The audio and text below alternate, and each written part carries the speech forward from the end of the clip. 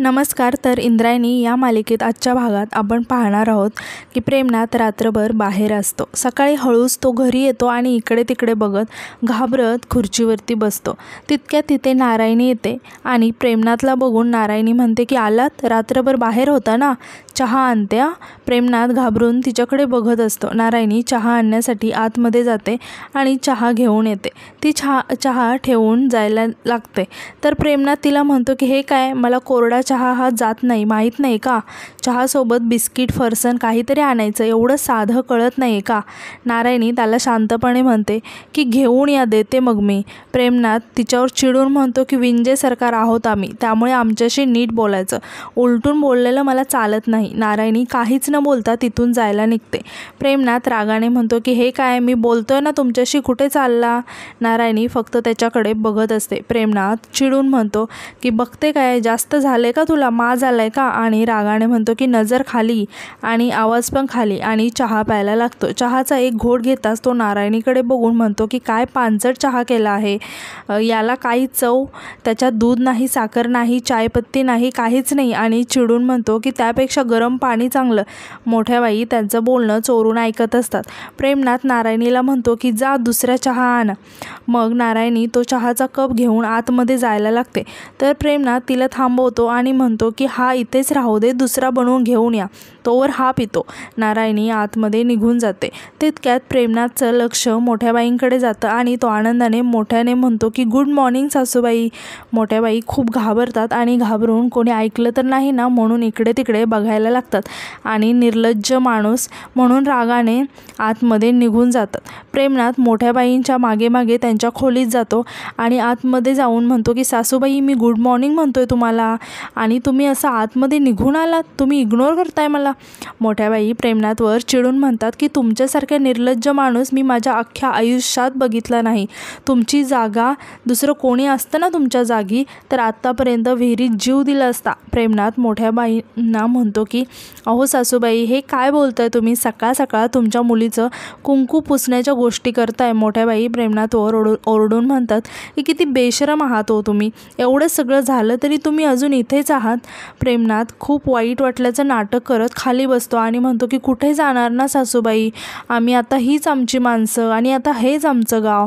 आणि म्हणतो की हे बघा, मी सगळ्यांना माफ करून टाकलं आहे, झालं गेलं गंगेला मिळालं, आता आपल्या माणसांना आपण नाही माफ करणार तर मग कोण करणार? मग मोठ्याबाई रागाने म्हणतात की निघा, आत्ताच्या आत्ता इथून निघा. प्रेमनाथ शांतपणे म्हणतो की सासूबाई, तुम्ही नाही, तुमचा राग बोलतोय. झालं काय, तुमच्या रागामुळे तुमची मती बुद्धी कमकुवत झाली आहे ना, बाकी काही नाही. मोठ्याबाई प्रेमनाथकडे रागाने बघत असतात फक्त. प्रेमनाथ उठून उभं राहतो आणि म्हणतो की सासूबाई, समजा आम्ही जर इथून निघून गेलो तर तुमच्या मुलीचं काय होणार? घटस्फोटीत नवऱ्याने टाकून दिलेली म्हणून तिला घरातच बसवणार का? मोठ्याबाई चिडून म्हणतात की फार बोलताय तुम्ही. प्रेमनाथ म्हणतो की तुम्ही काय करताय मग? हे बघा, तुमच्या इगोपायी मी माझ्या बायकोचं नुकसान करणार नाही, मी माझ्या बायकोला असं वाऱ्यावर सोडू शकत नाही. आणि म्हणतो की काय आहे ना, मला तिची, आणि मोठ्याबाईंकडे बघून म्हणतो तुम्हाला आमची गरज आहे. मोठ्याबाई म्हणतात म्हणजे? प्रेमनाथ इकडे तिकडे बघतो आणि म्हणतो की हे बघा, माझा सगळा भूतकाळ भविष्यकाळ तुम्हाला माहिती होता, तरी पण तुम्ही मला इथे घेऊन आलात ना, कशासाठी? मग मला ती कामगिरी पार पाडू द्या ना. आणि खाली बसून हात जोडून म्हणतो की सासूबाई, तुम्ही एकमेव या जगात माझ्यावर विश्वास ठेवला. आणि रडत रडत म्हणतो की त्या विश्वासावर खरं उतरू द्या ना, मला करू द्या ना ही सगळी कामगिरी पूर्ण. मोठ्याबाई कोण ऐकत तर नाही ना म्हणून घाबरून सारखं इकडे तिकडे बाहेर बघत असतात. प्रेमनाथ म्हणतो की सासूबाई, मला पूर्ण करू द्या ना माझी कामगिरी आणि मी ती पूर्ण करून दाखवणार तुम्हाला. मोठ्याबाई घाबरत असतात आणि म्हणतात की अहो उठा, इथे तुम्हाला तुमच्या सासरेबुवांनी पाहिलं ना तर लाथ घालतील आणि इथल्या इथं जमिनीत गाडतील तुम्हाला. प्रेमनाथ उठून उभा राहतो आणि म्हणतो की तसं काहीच करणार नाही आहेत ते, इथे राहण्याचं व्यवस्थित प्लॅनिंग केलं आहे मी. आणि तो मोठ्याबाईंना हळूच कसला तरी प्लॅन सांगतो. मोठ्याबाई प्लॅन ऐकून म्हणतात की ही खूपच नालायक आहात तुम्ही. दुसरीकडे आपण पाहतो की गोपाळ आणि इंदू बोलत असतात. गोपाळ इंदूला म्हणतो की रागामुळे माणसाची बुद्धी जाम होते ना, हे पटलं आहे मला इंदे, काल आपल्या काकांचं कसं झालं ना, बघितलंच ना तू. आणि चिडून म्हणतो की तो विंजे, त्याच्यावर बिल फाटायला हवं होतं तर आपल्या काकीवर फाटलं. त्या विंजेला घराबाहेर काढायचं सोडून काकूला घराबाहेर काढायला निघाले होते. इंदू म्हणते की अरे गोपाळ, पण दाजींचं पित्तळ पण उघडं पडलंच ना. ते काय आता स्वतःहूनच या घरात राहणार नाहीत, कारण आपल्या अंताजी काका खूप डेंजर आहेत. रोज आपल्या अंताजी काकांसमोर उठायची बसायची हिंमतच करणार नाहीत ते. गोपाळ म्हणतो की ते आहेच ग, मला ना आपल्या घरातल्या मोठ्या माणसांचं काही कळतच नाही. दिसतं एक आणि होतं वेगळंच. आणि म्हणतो की तुला सांगतो इंदे, मी जर आपल्या काकांच्या जागी असतो ना, तर त्या विंजेला असा धरला असताना, डायरेक्ट घराबाहेर नाही काढला असताना, त्याला मारून सुजवून फरफटत घराबाहेर काढलं असतं. आणि रागाने म्हणतो की डोक्यात जातो तो माझ्या, त्याचं नाव जरी काढलं ना संताप होतो माझा. मला ना सारखा तो प्रसंग आठवतो. आणि त्याला तो प्रसंग आठवतो परागला पोलीस घेऊन गेलेले. गोपाळ रागाने म्हणतो की अजून का आहे तो आपल्या घरात भिकारचंद. इंदू त्याला शांत करत म्हणते की गोपाळ, वेळ येऊ दे, जातील ते, त्याशिवाय आपल्या नारायणी ताईला सुखच लागणार नाही. आणि म्हणते की असंच होईल बघ, जातील ते. गोपाळ म्हणतो की त्याचं जाऊ दे तिकडे, माझं ना कालपासून कुठेच लक्ष लागत नाही, घरात पण जायची इच्छा होत नाही माझी. मग अभ्यासाला जातो म्हणून तो तिथून निघून जातो. इंदू विठुरायाला हात जोडते. तेवढ्यात तिचं लक्ष मोठ्या बाईंकडे जातं. मोठ्या बाई कुठेतरी हळूच लपत निघालेल्या असतात. इंदू स्वतःशीच म्हणते की मोठ्या बाई कुठे निघाल्यात. आणि इंदू पण त्यांच्या पाठीमागे जाते. तर दुसरीकडे आपण पाहतो की व्यंकू महाराज कीर्तनाची तयारी करत बसलेले असतात. तेवढ्यात तिथे शकुंतला त्यांच्यासाठी चहा घेऊन येते. आणि ती त्यांना चहा देत म्हणते, आता तरी घ्या, दुसऱ्यांदा गरम करून आणलाय. आणि म्हणते की मला सांगा, आज रात्रीच्या कीर्तनाची तयारी झाली का तुमची. व्यंकू महाराज म्हणतात की कसली तयारी, मनच लागत नाही बघ माझं. काल जो काही प्रकार घडला ना, मन थाऱ्यावर नाही आहे माझं शकुंतला. आणि शकुंतलाकडे बघून म्हणतात की सगळं माहिती होतं ग वहिनींना, सगळं. आणि ते खूप इमोशनल होतात आणि म्हणतात की आपल्याच मुलीच्या बाबतीत असं कसं वागू शकतात त्या. परत ते चिडतात आणि म्हणतात की माणसाने किती स्वार्थी खोटारडं असावं, एवढं खोटारडं असा माणूस निवडला त्यांनी स्वतःच्या मुलीसाठी.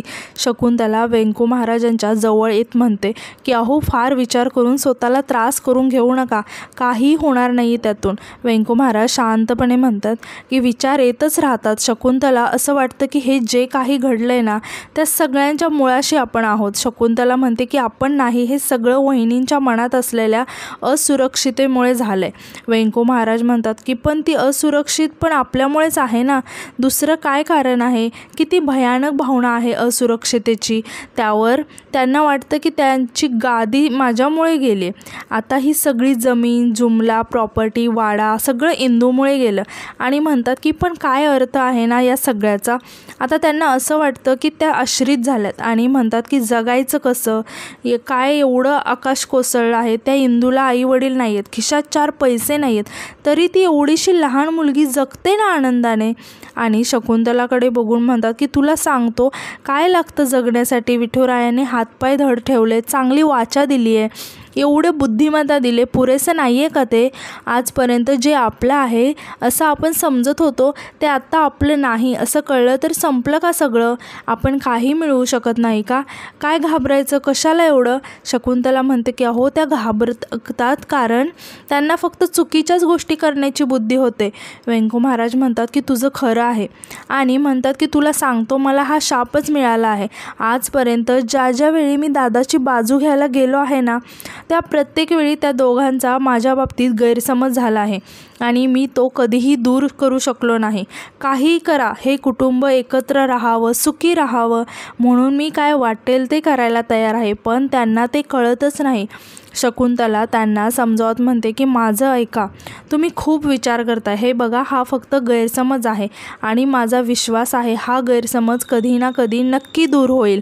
तितक्यात तिथे प्रेमनाथ मोठ्याने ओरडत येतो आणि घाबरून व्यंकू महाराजांना आवाज देत येतो. तो घाबरून म्हणत असतो की चुलत सासरे बुवा वाचवा, सासूबाईंना वाचवा. व्यंकू महाराज प्रेमनाथला विचारतात की काय झालंय.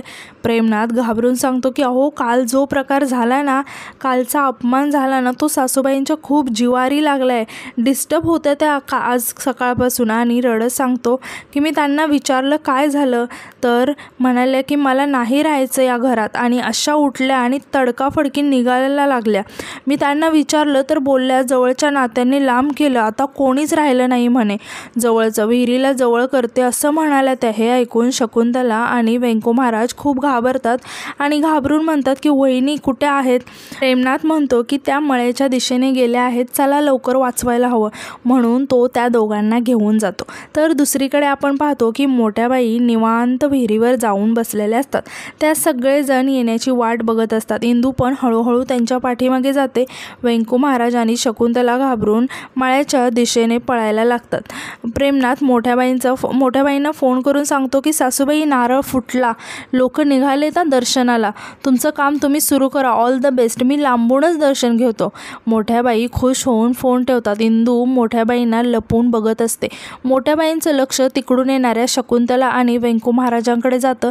ते खूप घाबरलेले असतात आणि ओरडत असतात की वहिनी अहो हे काय करताय, थांबा, असा अविचार करू नका, थांबा. मोठ्या बाई त्यांना बघून रडण्याचं नाटक करायला लागतात आणि विहिरीच्या काठावर चढून एका झाडाच्या फांदीला धरून उभ्या राहतात. मग वेंको महाराज आणि शकुंतला घाबरून म्हणतात की वहिनी अहो हे काय करताय तुम्ही, खाली उतरा. मोठ्या बाई म्हणतात की व्यंकट भाऊजी तुम्ही तिथेच थांबा, आता मला कोणीही थांबवू शकत नाही, इथे कोणीही येऊ नका. आणि त्या रडण्याचं नाटक करत म्हणतात की तुम्ही सगळेजण नीट राहा आणि उडी मारण्याचं नाटक करतात. वेंको महाराज घाबरून म्हणतात की वहिनी थांबा, तुम्हाला अधोक्षची शपथ आहे. हे ऐकून मोठ्या बाई खूप रडायला लागतात आणि खाली उतरून बसतात. इंदू हे सगळं लपून बघत असते. ती आश्चर्याने स्वतःशीच म्हणते की मोठ्या बाईंना अचानक काय झालं, आता तर त्या चांगल्या फोनवर बोलत होत्या. शकुंतला त्यांना इकडे समजवत असते. वेंको महाराज म्हणतात की वहिनी अहो तुम्ही हे काय करताय, असा अविचार करू नका. मोठ्या बाई रडत म्हणतात की अहो मग आता काय राहिलं माझ्या आयुष्यात. आणि त्या वेंको महाराजांना म्हणतात की भाऊजी तुम्ही आता शपथ सुटली म्हणा, दिग्रजकरांची थोरली सून म्हणून मानाने राहिले, आता मला या अपमानाचं ओझं नको आहे, मला जाऊ द्या. म्हणून त्या परत उठून उभा राहायला लागतात आणि त्या परत विहिरीच्या काठावर उभ्या राहतात. वेंको महाराज आणि शकुंतला खूपच घाबरलेले असतात.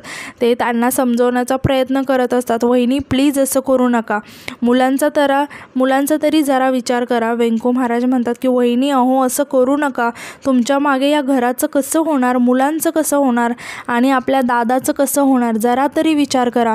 मोठ्या बाई रडण्याचं नाटक करत म्हणतात की व्यंकट भाऊजी आता मला काही सांगू नका, त्यांनी माझा अपमान केलाय, मला जाऊ द्या. वेंको महाराज मोठ्या बाईंना समजावत म्हणतात की अहो वहिनी तुम्हाला दादाचा स्वभाव माहिती आहे ना, तो तापट आहे, रागीट आहे, त्याच्या मनात राग होता, तो त्याने व्यक्त केला, झालं, संपला विषय. आणि ते मोठ्या बाईंना म्हणतात की वहिनी माझं ऐका, असं नका करू. प्रेमनाथ पण सगळ्यांना लपून बघत असतो. शकुंतला मोठ्या बाईंना म्हणते की मोठ्या बाई असं करू नका, हवं तर मी तुमच्या पाया पडते, शांत व्हा, खाली या. मोठ्या बाई मोठ्याने रडायला लागतात आणि ते शकुंतलाचा हात धरून खाली येतात. वेंको महाराज म्हणतात की तुम्ही आधी घरी चला बघू. वेंको महाराज आणि शकुंतला मोठ्या बाईंना घरी घेऊन येतात. इंदू आश्चर्याने हे सगळं बघत असते की हे नक्की काय चाललंय. नंतर आपण पाहतो की इकडे सगळेजण घरात टेन्शनमध्ये बसलेले असतात. शकुंतला मोठ्या बाईंना पाणी आणून देते. मोठ्या बाई रडत असतात आणि पाणी पितात. इंदू मोठ्या बाईंकडे आश्चर्याने बघत असते. वेंको महाराज मोठ्या बाईंना म्हणतात की वहिनी हा असा अविचार का केला तुम्ही, बोला काहीतरी.